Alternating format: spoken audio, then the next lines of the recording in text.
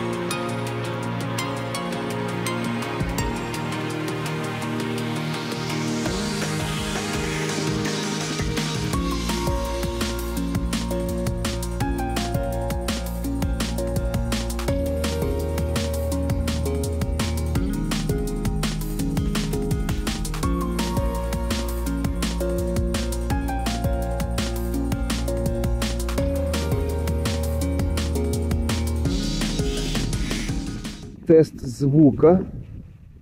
Зараз вітряно. Камера AUSEC, камера C100+, камера C300. AUSEC 5K. Картинка і тест звука.